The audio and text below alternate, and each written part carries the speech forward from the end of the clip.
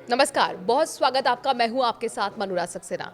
जिस तरह से ईरान अमेरिका इजराइल का युद्ध लगातार पिछले 14 दिन से चल रहा है और अब ये विनाशकारी मोड़ लेता हुआ नजर आ रहा है, इससे आप पर हम पर क्या असर होने वाला है, क्योंकि पूरी ग्लोबल इकोनॉमी इस तरफ थर्राई हुई है। स्ट्रेट ऑफ हॉर्मुज ये वो इलाका है जहां पर 5% विश्व का प्राकृतिक गैस और कच्चा तेल यहीं से होकर गुजरता है। ऐसे में कई देश प्रभावित हो रहे हैं। यूरोप के तो ऐसे कई देश हैं जहां पर पेट्रोल डीजल के दाम बढ़ गए हैं। क्रूड ऑयल की अगर मैं बात करूं तो अंतर्राष्ट्रीय स्तर पर 30% का इजाफा देखने को मिला है। ऐसे में लोगों के मन में शंकाएं हैं और ये शंकाएं हैं कि कहीं महंगाई जोर ना मारना पड़े, कहीं जिस तरीके से एलपीजी का आपने तमाम तरीके की किल्लत देखी, संकट देखा, सरकार कह रही है कि हम मॉनिटरिंग कर रहे हैं, कालाबाजारी जो हो रही है, आखिरकार आगे अब क्या होने वाला है, किन सेक्टर्स पर भारत पर असर पड़ेगा, इसे समझने के लिए हमारे साथ खुद मार्केट के एक्सपर्ट हैं, जियोपॉलिटिकल एक्सपर्ट हैं हमारे साथ। अनुज गुप्ता जी, बहुत स्वागत है आपका। और जाहिर तौर पर ये जंग कब जाके रुकेगी, कैसे रुकेगी, किसी के पास रोड मैप नहीं दिख रहा, ट्रंप के पास भी नहीं दिख रहा, बल्कि तो बहुत ही कड़े शब्दों में चेतावनी आ रही ईरान की तरफ से, ट्रंप की तरफ से। तो ये युद्ध अगर लंबा चलता है, जिस तरह से जो स्थिति दिख रही है, इंडिया पर किन सेक्टर्स पर आने वाले समय पर संकट देखने को मिल सकता है? सबसे पहले आसान शब्दों में दर्शकों को बताइए। देखिए, इस बार जो ये युद्ध हो रहा है ये प्योरली तेल के ऊपर युद्ध है। तेल के ऊपर अपना एक मॉनिटरिंग करने का युद्ध है कि तेल किसके पास सबसे ज़्यादा और किस तरीके से वो उस तेल को यूज़ करके अपनी जो वर्चस्व है वो अपना दिखा सकते हैं। तो यहाँ पर अगर आप देखेंगे तो ईरान सबसे बड़ा क्रूड का प्रोड्यूसर है और यूएस चाहता है कि जो भी लोग हैं वो रशिया से क्रूड ना परचेज़ करें, वो ईरान से ना लें, वो केवल यूएस से क्रूड परचेज़ करें। हमने देखा ये 2 जनवरी का डेट आपको ध्यान होगा, तो उन्होंने वेनेजुएला पर अटैक किया था। वेनेजुएला के प्रेसिडेंट को उठा लाए थे वो रातों रात, क्योंकि वो भी क्रूड के ऊपर था कि भाई आप वेनेजुएला से आप क्रूड परचेज़ करें। तो इसकी वजह से हमने देखा कि क्रूड को होल्ड करने के लिए, या अगर हम बोलें कमोडिटी को होल्ड करने के लिए, या अगर हम बोलें कि जो नेचुरल रिसोर्सेज हैं उस पर अपना आधिपत्य जमाने के लिए यहाँ पर यूएस ने ईरान के ऊपर अटैक किया है कि ईरान जो है अब उसके ऊपर सैंक्शन लगा दें जिससे कि लोग उससे क्रूड ना लें और क्रूड जो है वो यूएस से लेते हुए नजर आए।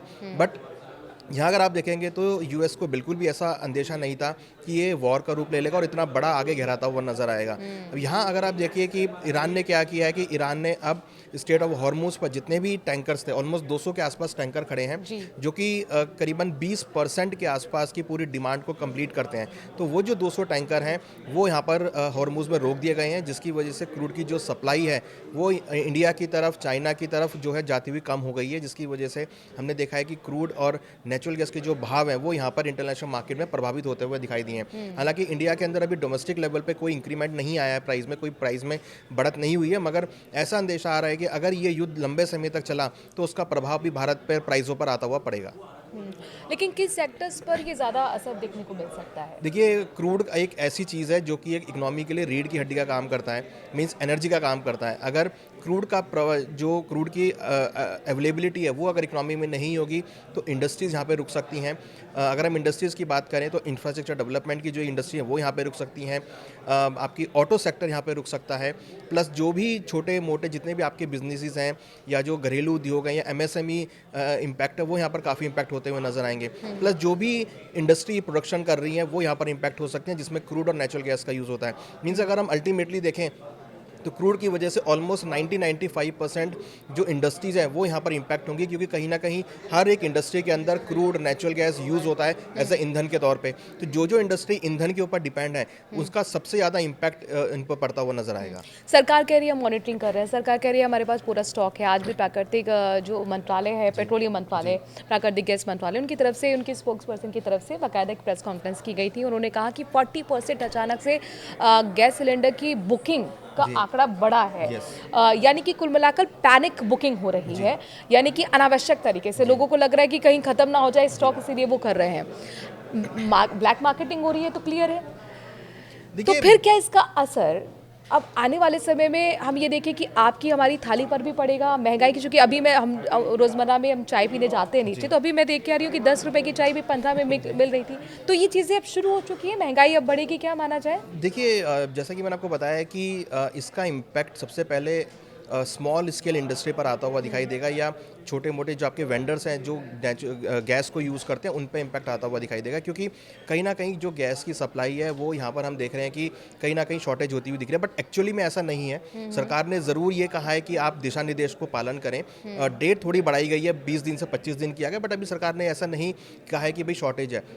इंडिया के अंदर जैसे कि मैंने आपको बताया कि अभी तक शॉर्टेज वाला मामला नहीं आया है, क्योंकि अगर शॉर्टेज का मामला होता तो यहाँ पे प्राइस बढ़ते हुए नजर आती है। ये कुछ अगर आप देखें तो अफवाह जो है वो फैली हुई है, जिसकी वजह से लोग पैनिक में आ गए। जैसे हमने कोविड के टाइम पे भी देखा था। मुझे ध्यान है कोविड के टाइम पर जब कोविड अनाउंसमेंट हुआ था तो 600 रुपए की नमक की थैली बिक गई थी। बिल्कुल। जी, तो ये देखिए एक अफवाह होती है, एक पैनिक होता है जो यहाँ पर है। तो मुझे तो लगता है कि अभी वो सिचुएशन नहीं है इंडिया के अंदर, क्योंकि अभी भी हमारे पास स्टॉक भरपूर है और अभी ये चल सकता है। हाँ, अगर ये युद्ध लंबा खिंचता है और क्रूड की जो सप्लाईज है वो आनी बंद होती है तो हो सकता है कि भारत के अंदर आपको स्थिति देखने को मिले। मगर जिस तरीके से ईरान के साथ हमारी बातचीत चल रही है, इजराइल के साथ बातचीत चल रही है, यूएई के साथ बातचीत चल रही है, तो अब मुझे लगता है कि आने वाले 1-2 दिनों में आपकी जो शिपमेंट्स हैं वो यहाँ पर आती हुई दिखाई देंगी। क्योंकि भारत के जो रिश्ते हैं, अगर हम बात करें, चाहे वो हम ईरान से बात करें या इजराइल से बात करें या यूएस से बात करें, सभी के साथ काफ़ी फ्रेंडली है और उसका इम्पैक्ट जो है वो क्रूड की सप्लाई जो है वो यहाँ पर चालू होती हुई दिखाई देंगी। लेकिन कुल मिलाकर जिस तरीके से अचानक से डिमांड बढ़ी है गैस सिलेंडर की बुकिंग की, वो सरकार का आंकड़ा है कि 40% अचानक से बढ़ गई, तो ऐसे में सप्लाई चेन तो प्रभावित होती है ना। जी, देखिए बिल्कुल, अगर एक सडनली किसी चीज़ की डिमांड बढ़ती है तो उसकी सप्लाई प्रभावित होती है, क्योंकि एक रूटीन में जो आप सप्लाई कर रहे हैं वो सप्लाई अगर वैसी डिमांड है तो आप उसको मेंटेन कर सकते हैं। बट सडनली अगर एक्स्ट्रा डिमांड आएगी तो उसको मैनेज करने में टाइम लगता है। तो मुझे लगता है कि आने वाले 2-4 दिनों के अंदर, या अगर हम 1 हफ्ते की बात करें तो ये 1 हफ्ते के अंदर भी ये मामला आपको ठंडा होता हुआ दिखाई देगा, क्योंकि जो सप्लाईज हैं वो यहाँ पर कंटिन्यू होती हुई दिखाई देंगी। क्योंकि देखिए जब ऐसा पैनिक आता है तो लोग सोचते हैं कि आप एक्स्ट्रा एडवांस अपने पास आप रख के चलें।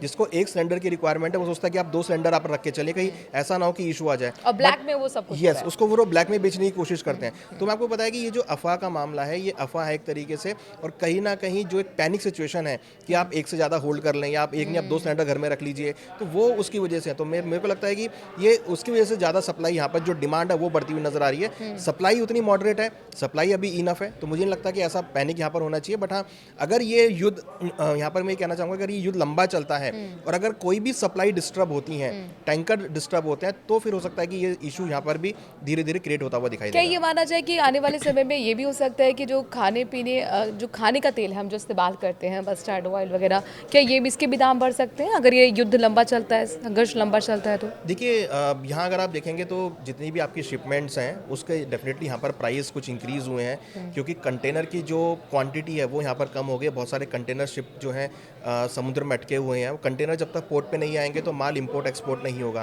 तो यहाँ अगर हम देख रहे हैं कि बहुत सारी ऐसी कमोडिटी हैं जो इंपोर्ट हम करते हैं, हम एक्सपोर्ट हम करते हैं। तो यहाँ पर कहीं ना कहीं, जैसे हम अगर हम बात करें तो हम क्रूड पाम ऑयल इंपोर्ट करते हैं, तो क्रूड पाम ऑयल कंटेनर की वजह से उतनी क्वांटिटी में नहीं आ पा रहा है, जिसकी वजह से उसकी भी कुछ यहाँ पर अगर आप देखेंगे तो जो डिमांड है वो बढ़ रही है बट सप्लाई नहीं आ पा रही, तो उसका भी इम्पैक्ट यहाँ पे आ सकता है। अभी तक नहीं आया है, बट ये ऐसा लग रहा है कि अगर शिपमेंट्स टाइम पे नहीं आएंगी तो उसका भी आपको इम्पैक्ट देखने को मिलेगा। वहीं अगर हम बात करें कि जो कमोडिटी हम इंपोर्ट करते हैं अगर वो टाइम पर अपने फ्लो में रहेंगी तो कोई इम्पैक्ट नहीं आएगा। बट हाँ, अगर सप्लाई धीरे होंगी तो ये डेफिनेटली डिमांड सप्लाई का मिसमैच है। अगर सप्लाई टाइम पे नहीं आ पाएंगी तो कुछ हम मोमेंटम देख सकते हैं कि प्राइस थोड़े बढ़ते हुए नजर आए। आपने कोविड का अभी जिक्र किया तो मुझे याद है कि मार्च के वक्त ही अचानक से शेयर बाजार धड़ाम हुआ था और इसके बाद लॉकडाउन लग गया था। वो भी मार्च का ही वक्त था, मार्च 2020 था। यूक्रेन रूस का वॉर भी मार्च से ही शुरू हुआ था। अभी जो ये ईरान का और अमेरिका इजराइल का युद्ध है ये भी मार्च है। तो मार्च में कुछ ग्रहण लगा हुआ है कि क्या क्या किस तरह से देखेंगे आप इसे? देखिए, मार्च में ऐसा तो नहीं है, बट हाँ, आप देखिए अगर हम पिछले 5 सालों की बात करें तो बहुत सारे एस्ट्रोलॉजिकल चेंजेस भी हुए हैं, उसका भी असर यहाँ पर आता हुआ दिख रहा है। हालांकि that is another chapter. But हाँ, कहीं ना कहीं अगर आप देखेंगे तो 2020 से लेकर 2030 जो ये 10 साल का पीरियड है, ये काफ़ी ऐसा पीरियड है जिसमें आपको बहुत सारी लर्निंग देखने को मिली है। इसमें कोविड भी आया है, इसमें रशिया यूक्रेन वॉर भी हुआ है, इसमें अभी ये यूएस ईरान का वॉर भी देखने को मिला है, ऑपरेशन सिंदूर भी हमने यहाँ पर होते हुए देखा। तो पिछले अभी 5 साल ही बीते हैं जिसमें हमने बहुत सारी चीज़ें देख ली हैं। अभी 5 साल और बाकी है। तो मुझे लगता है कि ये जो 10 साल हैं ये ऐसा फेज है जिसमें आपको दुनिया जो है इसके बाद एक नए रूप में आपको देखने को मिलेगी। That is the positive side अगर हम बात करें तो। बट हाँ, कहीं ना कहीं देखें तो यहाँ पर जो कोविड आया उससे एक नई लर्निंग देखने को मिली है और मुझे लगता है कि इस वॉर के बाद भी नई लर्निंग देखने को मिलेगी। अच्छा, अचानक से सोने चांदी के दाम बढ़े थे तो उस वक्त कहा गया कि आप दूसरी मेटल खरीदना शुरू कर दिया। उसको कॉपर को बहुत सेफेस्ट बोला गया, बोला फ्यूचर तक बोला गया। तो इस वक्त आप क्या कहते हैं, क्या इन्वेस्टमेंट के लिए एक बेहतर कोई मेटल जिस पर यहाँ पर निवेशकों को भरोसा करना चाहिए? देखिए, यहाँ जो वॉर है इस टाइम पर कमोडिटी की वॉर है, और अगर आप देखेंगे तो मेटल जनरली इंडस्ट्रियल डिमांड के ऊपर डिपेंड होते हैं, और ये वॉर की वजह से आप देखिए कि जो इंडस्ट्रियल डिमांड है वो यहाँ पर कमज़ोर होती हुई दिख रही है। तो हमें लगता है कि अभी फ़िलहाल वेट एंड वॉच करना चाहिए। एग्रेसिव इन्वेस्टमेंट, एग्रेसिव ट्रेडिंग जो है मेटल्स में उतनी ज़्यादा आपको नहीं करनी चाहिए जैसा हम दिसंबर या जनवरी में देख रहे थे, क्योंकि यहाँ अगर आप देखेंगे तो बहुत सारी ऐसी कमोडिटीज़ हैं जो अभी पोर्ट पर अटकी हुई हैं या उनकी सप्लाई नहीं आ पा रही है, इंडस्ट्रियल एक्टिविटी यहाँ पर रुकती हुई नज़र आ रही है, क्योंकि अगर क्रूड नहीं पहुँचेगा, एनर्जी नहीं पहुँचेगा तो इंडस्ट्रियल एक्टिविटी आपकी काम नहीं कर पाएंगी। तो मेरे हिसाब से अभी थोड़ा वेट एंड वॉच करने का टाइम है। हालांकि अगर हम एक लंबी अवधि का व्यू देखें तो मुझे लगता है कि डेफिनेटली मेटल्स का जो भविष्य है वो काफ़ी पॉजिटिव है, क्योंकि आगे चलकर इंडस्ट्रियल डिमांड बढ़नी है। बट अभी ये जो टाइम है ये मुझे लगता है कि थोड़ा पॉज होने का टाइम है, थोड़ा वेट एंड वॉच करने का टाइम है। और बिल्कुल हर तरीके से वेट एंड वॉच करने का टाइम है, जो कि काफ़ी कुछ बदलाव भी होने वाला है। हम एआई के दौर में प्रवेश भी कर चुके हैं, तो इस तरह से भविष्य भी काफ़ी हद तक बदलेगा। वॉर का असर क्या होगा, अनुज गुप्ता जी ने बहुत बेहतर तरीके से आसान शब्दों में बताया है। बहुत बहुत शुक्रिया अनुज गुप्ता जी हमारे साथ जुड़ने के लिए। नमस्कार।